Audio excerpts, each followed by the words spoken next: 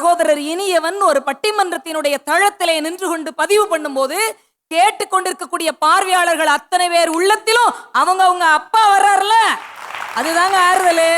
அதுக்கு பேர் தான் ஆறுதல். நான் தெரியாம தான் கேட்கிறேன், என்ன தப்பு இங்க நடந்து போச்சு?